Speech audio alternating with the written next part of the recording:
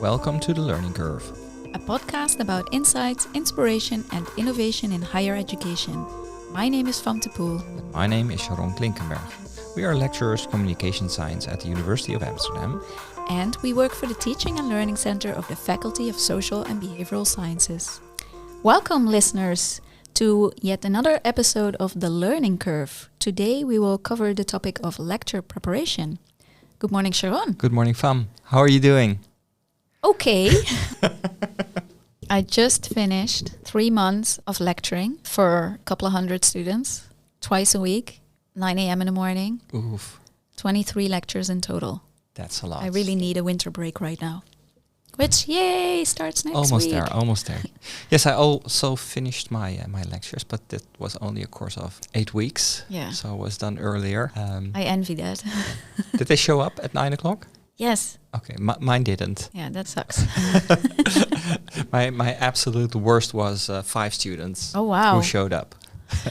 Yeah, well, I have to say in the beginning, almost all students showed up, which was over 400. Mhm. And of course, by the end, it was maybe 100 sometimes to 200, but well, way less than it was in the beginning, of course. But when you have so many students, then at least, you know, Yeah, some it will looks stay. like yeah. some So I used the limited seats approach. So we had, I think, about 130 spots available. yeah. For one track, this worked, and for the other track, because it was at 9 o'clock, that Yeah. they didn't work that good. Yeah. Well, I had the same group of students every Monday and Tuesday. As in, of course, it was the same group, but I started recognizing the students who did attend. Yeah. And I complimented them on that as well, because I mean it was already really difficult for me especially Monday morning at 9 Yeah. a.m. And they are students who can still party, you know. Yeah. and, Yes. although my lack of sleep was worse than theirs, which I did remind them about, because I have an almost 2-year-old who doesn't sleep Yeah. through the night. So Extra hard. extra hard, and I told them time after time. So I think they felt bad for me, and that's maybe why they showed up. They show some compassion. That's Exactly. good. Exactly. Yeah. Yes, I taught back to back. First the Dutch group and then the English group, Yeah. and I was really worried going in, but it worked out fine, and the Yeah. energy level was still okay. At, Okay, at the because second that's a group. lot, Yeah, right? To that's have a lot. these Yeah. double lectures. Indeed. Yeah. So today, what are we going to talk about? Well, we read the book by Sally Brown and Phil Race that Sylvester recommended us, the Yeah. Practical Guide to Lecturing. It's a bit outdated. For example, it covers how to use overhead projector sheets, the transparent things. Have you ever used those? Yes, as a student. As a student, yes. I'm that old, people. I'm that old. And my teachers use them for Yeah. the large scale lectures, but I use them as well as a student. I haven't used it myself, but indeed, as a student, I saw the teachers using the transparency Yeah. slides and then having it in the wrong Yes. direction on the overhead projector, and they had to turn it over. Yeah. Yeah. And also when you wanted to point something out, you know, you didn't have a pointer, so you would go with your pen on that On the overhead yeah, projector, indeed, and I was indeed. always very nervous. So then you would see It my was hand shaking. shake, or putting the sheet on there, you would also see me Yeah, shake, which indeed. was, yeah. Yeah, so the book covered some stereotypes you can have as a student, but also on teachers. And I think the one takeaway for me that I think resonated was the emphasis on preparation. So that was something that throughout the book comes back as something that we should take note of. And I thought, well, maybe for today it's a good idea to talk about lecture preparation, Yeah. because we all have those memories, at least I do as a student, about those teachers that came in unprepared. Yeah. One thing I realize now that then as a student, I really couldn't get this. I was like, this is your job. Yeah. How can you be here unprepared? This is what you do. And now as a lecturer, but also as an employee of the university, this is not just my job. It's a very small part it's a small of what part I of yeah. do. Plus, you didn't have kids back No, then, and maybe no. that teacher actually had a toddler who didn't sleep through the night. Yeah. Do you also have those memories, or? Yeah, although I have to say that, well, many of my lectures were actually really good lectures, so we had really nice lectures, but there were the teachers who could really, you know, motivate me, and they were really good at lecturing. But also when I'm at an academic conference, for example, and you have these horrible presentations where you feel like, oh, 10 more minutes, and then the next presenter comes. And because it's not well prepared, or, didn't think it through what to put on the slides or how to engage the audience. And then I feel like this is also what students feel, and they have to listen to me for 2 hours. Yeah, indeed. And of course, I just finished 23 lectures. It's not possible with all the other things that I have to do to always be perfectly prepared. That is a dream, of course, but that's not possible. But at least try to prepare a little bit when you don't have that much time, because it's so important for the students. They, what's the reason of your lecture? It's, well, if you look at it, I have to be here because my boss tells me to. Okay, but if you feel like I'm here to teach the students something, then you might better prepare for it. Otherwise, it's lost time for you and your students. So what is your approach? My approach would be, well, what I find very important is to look into what do I want the students to learn in this course, and then specifically this week where I'm lecturing. What are the goals of this week, the learning goals? What am I going to assess? What do I want them to know when they finish this course about the topic that I want to talk about in my lecture? And then I also look into what are the readings. We have a book. What do they need to read? What does the book say? In this course, we also have micro lectures, for example. I look at everything, what is discussed. And then I am going to look into what do I need to add to that in my lecture? What is the added value of my lecture? So I want to align my lecture with, and we discussed this in a previous podcast as well, align it with what's discussed in the course, or what the content of the course is, and what the learning goals and the outcomes are. But I also want to look at what can I add, because I don't want my lecture to be a summary of the preparatory materials. I want my students to prepare for my lecture. I don't want them to come to my lecture and use my slides as a summary of what they had to read. That is not the goal. So, but this also sounds like something you do in preparation of the course, because when you're giving a course multiple years in a row, then this shifts, right? Because you already kind of know what all the topics are. So is there a difference between your first lecture in a new course design, for example, versus this is the 5th time that you're giving the course and Yeah, I started giving this course in 2016. It was my job back then to kind of translate this course from one language to another, and then also all the challenges that came with it and different audience. But I find myself still preparing a lot for those lectures. Of course, there's a difference with the first year, but in those years I've learned a lot, and every year I learn new things also from my students and what works and what doesn't work, so that I want to change it again. And of course, content-wise, we do look into the learning goals every year again, and can we make them even more specific? Or so I keep changing things, and one of my senior colleagues always tells us, don't change a winning team, of course, which makes sense. But on the other hand, you learn so much from your students and how they do in the assessments, etc., that you keep changing, and then the lecture changes as well. Yeah. So I have the basic content, but then I keep thinking of interactions. And how do you determine what worked and what did not work? For example, you're preparing your lectures, and that was last year's lecture, so you have to have an idea of what you did in the previous lecture. I already told in the previous podcast that I rewatch the recordings of the lectures to get an idea of what I did, to determine what I need to change. Exactly that, plus notes I make when I have time left. But honestly, I have to say I didn't make much notes this year because it was just too much other work aside from the lectures. But yes, we have the benefit of having recorded lectures, so that you can always rewatch them high speed to see what worked and what didn't work. I do also high speed. And I know you do like double high speed, so that's, for me, that's not possible. But sometimes I look back, so because my lectures are not a summary of the materials of the course, I don't have that many slides. And sometimes I look at my slides from last year and I feel like, what did I talk about? Because there's almost nothing on my slides.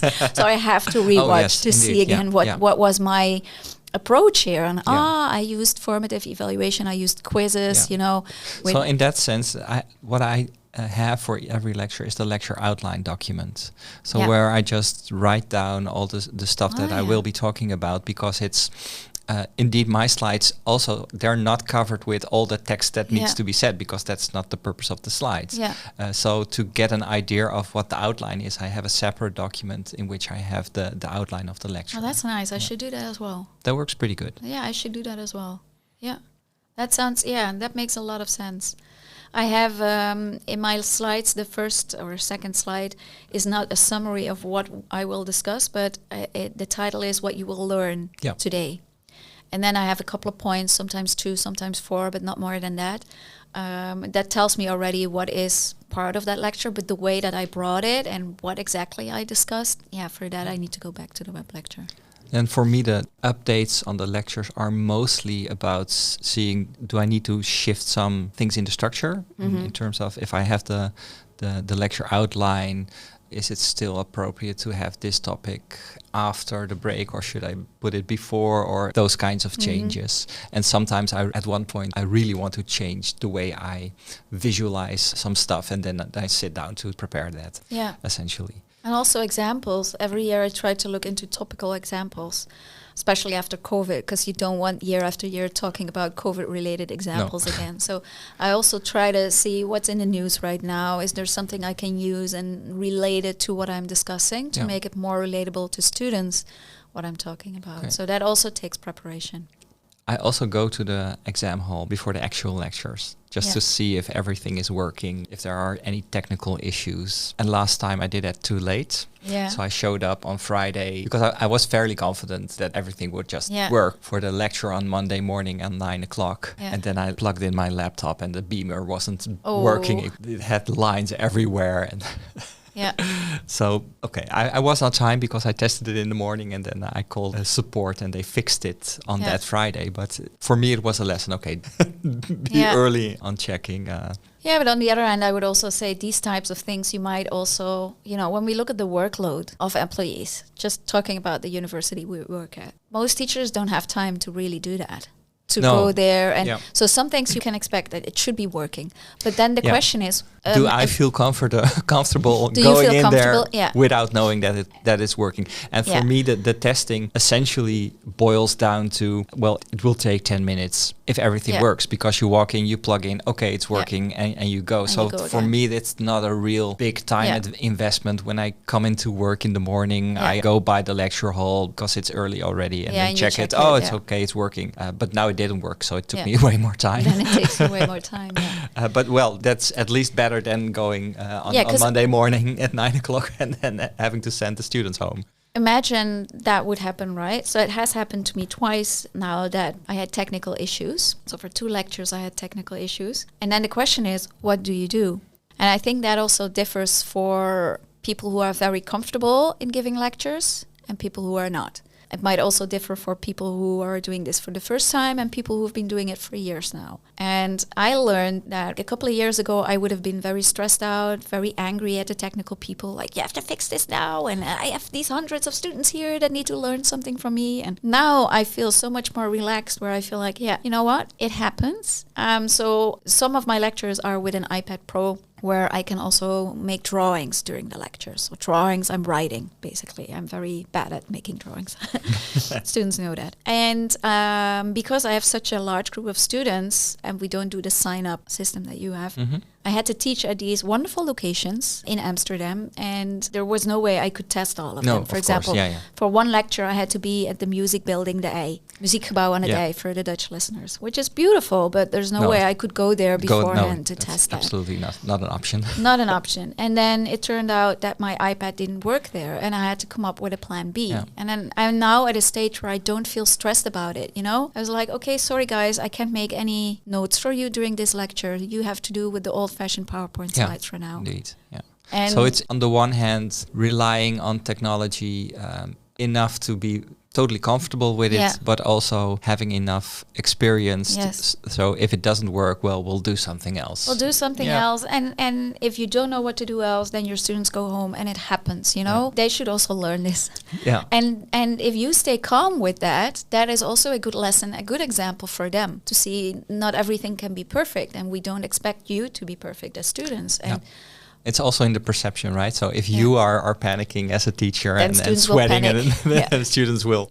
Well, this was actually, I think maybe I mentioned this in another podcast as well, but a couple of years ago, I had these technical issues where I also had to give a lecture externally at another location than on campus, and the beamer didn't work. So I had no slides, but I didn't know what to talk about. For 20 minutes, I talked without anything, and students had their eyes on me, they listened, and it was the best lecture I ever gave. Yeah, you said this in the previous podcast. And then I said also as a remark there that sometimes just turn the beamer to black.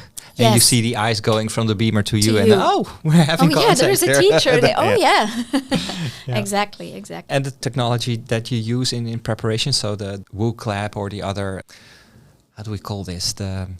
We have WooClap. The quizzing software. Quizzing software. So the other, there's a good name for it. The other quizzing software that you use, do you test it beforehand or do you rely on it to work? And I test it beforehand, and sometimes it still doesn't work. And then I can imagine that is annoying for the students, because then I lose their attention. So I do try to test it beforehand. And I also try to not always use that, to not make it too boring for the students. But you can also overdo it, right? You can overdo it, and that's not what you want to do. And I also, if I feel less comfortable with it, if I know, okay, last time it went wrong, then I'm going to do it in a different way. Because the focus should be on the content and not on the technicalities that you're using. Absolutely. How much time do you spend in preparation of the lecture? That really depends.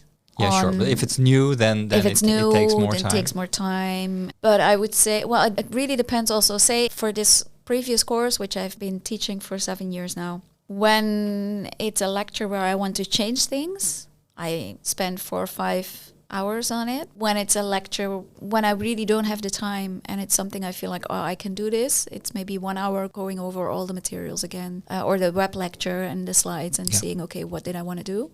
But then sometimes I also feel that I'm less prepared during the lecture, and then it costs me a lot of energy. Okay. So I'd rather spend more time beforehand to feel more energized after a lecture. Yes. Because I felt more confident, and I could wing it, or not I could wing it actually, but I could do it, bring across my message. And if that doesn't work out for me after a lecture, I'm exhausted. Yeah. So you have to have your outline clear in your head and the steps that you want to take. Yes, for me, giving the lecture where you're familiar with the materials, it's indeed 1 hour in prep, just double speed through the recordings, and maybe some slight changes, and that's 1 hour. But if indeed you want to change material, and that on its own also takes a lot of time. But I try to do this. So if I know I want to change something content-wise, I'll do it after the course is done. I'll plan it ahead of time, so not in the cycle ramping up to the course, because, it's too time constrained. So I'd rather have that prepared way in advance, where I have more time to do this, essentially. But I have to say, though, because we're talking about an hour right now, but that is really when I don't have other time. But if I have the time to actually prepare, I'd like to spend a little bit more time. I just want to take my time. Okay, what was it again? Because these students come there to listen to me, and I don't want to be there because I have to be there. Mm-hmm. I want to be there to actually teach them something. So I want to spend time on which examples am I going to use, to find updated examples, and spending some time on that. And that might change every year. So I try to spend more time on it. Yeah. Yeah, so for the examples, that's something I'll take away from this session, because I use the same examples a lot, but also because it's so clear on where the problem areas are in those examples that it will take a lot of time to rethink. Depends, of course, on the content, the topic that you're teaching, right? Yeah. Especially when these are theoretical courses, then it's really nice if you come up with topical examples. That really helps the students to see what they're studying in light of what's happening in the world right now. And I think that provides a lot of added value. And what I take away from this session is the outline. Work again on those outlines. That helps indeed, yes. Yeah. And as a takeaway message, I think it's very important to be prepared, but don't overdo it. No, exactly. Because it can take up a lot of time. Yeah. And I think we mentioned the other thing also in consideration of time in the previous podcast is try to spend more time on the content than on the presentation. Exactly. How it looks, because, this is also something that can take more time than needed. Yeah. Okay. Anything else, Fam? No. We'll wrap it up, right? Yeah. We'll wrap it up, and I'll talk to you in the new year. Yes. Thanks for joining us for another episode of The Learning Curve. Produced by the Teaching and Learning Center of the Faculty of Social and Behavioral Sciences at the University of Amsterdam. Our music was provided by Peter van Dijk. For more information, find us wherever you get your podcasts.